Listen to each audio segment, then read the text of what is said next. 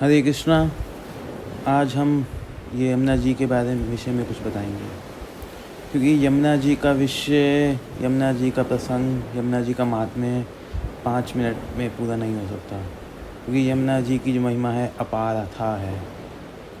यमुना जी के बारे में राधा रानी ने स्वयं कहा है गर्भ संहिता में, क्योंकि कृष्ण जी ने जब राधा रानी से बोला कि आप भी मेरे साथ धाम पे चले, तब राधा रानी ने बोला, यत्र वृंदावनम नास्ति यत्र नो यमुना नदी यत्र गोवर्धन नास्ति तत्र में नम मम सुखा। जहाँ वृंदावन, यमुना नदी, गिरि गोवर्धन नहीं, वहाँ मेरे मन को सुख नहीं, इसलिए मैं वहाँ नहीं जा सकती। तो यमुना जी की महिमा पद्म पुराण, स्कंद पुराण, मत्स्य पुराण, वामन पुराण सब जगह अथाह रूप से गाई गई है। ये 1, 2, 3, 4, 5 पार्ट में नहीं, कम से कम इसके लिए 10 पार्ट लगेंगे यमुना जी की महिमा गाने में। मैं थोड़ा सा कोशिश करता हूँ यमुना जी का बताने की।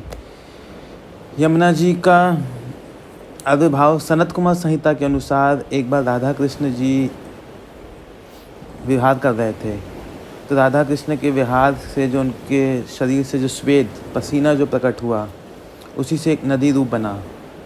नदी रूप बनने के बाद सब सखियों ने उनमें विहार किया। तब ललिता सखी जी ने कहा कि ये जो आपका जो श्वेत है विहार करने के बाद, हम चाहते हैं कि ये नदी जो है एक नदी में प्रकट हो, और वो नदी उसमें आपके श्याम रंग की, वो नदी श्याम रंग से, जैसे जो रंग आपका है कृष्ण वर्ण का जो है, वो रंग से यह प्रवाहित हो। तो सनत कुमार संहिता के अनुसार ये वर्णन है। ब्रह्म वैवर्त पुराण में लिखा है कि यमुना जी को राधा रानी जी ने शाप दिया था, वो कारण एक वो कथा ब्रह्म पुराण में है। यमुना जी के 3 स्वरूप हैं। ब्रज में वो विशाखा सखी हैं, और उत्तर भारत से जो यमुनोत्री से आ रही है वो कालिंदी हैं, और द्वारका में जो प्रयागराज में जा रही है वो कृष्ण पटरानी कृष्णा है। तो उनका एक नाम कृष्णा भी है।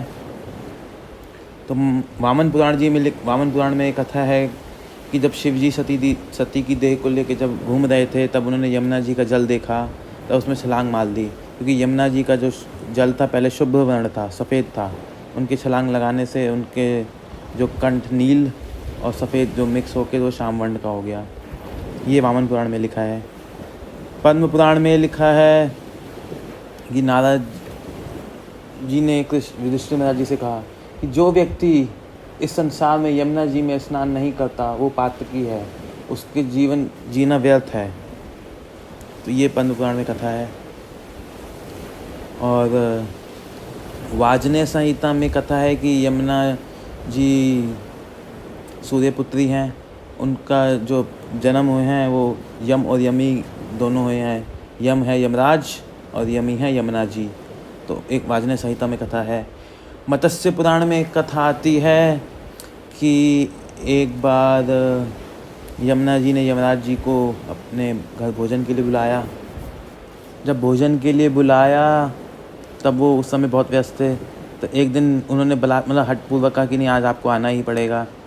तब यमराज जी ने जितने भी कार्य थे सबको, पापी तापी सबको कहा, छुट्टी दे के कहा कि मैं आज यमुना जी अपनी बहन से मिलने जाऊंगा। तब यमुना जी ने उनको अच्छा भोजन करवाया।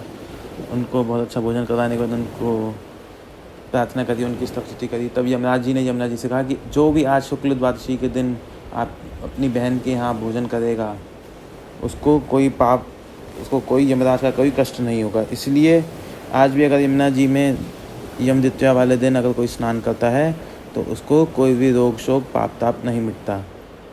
तो सूरदास, नंददास अष्टसाप के महाकवि हैं, उन्होंने यमुना जी की स्तुति करी है।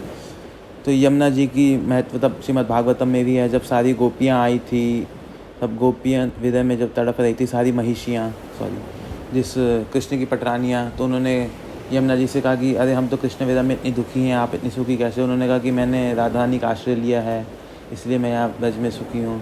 तो यमुना जी आज भी साक्षी हैं कृष्ण लीला की। कृष्ण जी ने यमुना जी में कितने विहार किए हैं। यमुना जी में सारी लीला यमुना जी में करी है। और यमुना जी कलिंद पर्वत से आ रही है, इसलिए इसका नाम कलिंदी भी है। तो यमुना जी की वर्णन जितना हो सका मैंने बताया। बाकी यमुना जी के ऊपर अगर आप किसी को और पूछना है तो वो मैसेज कर सकते हैं। हरे कृष्णा।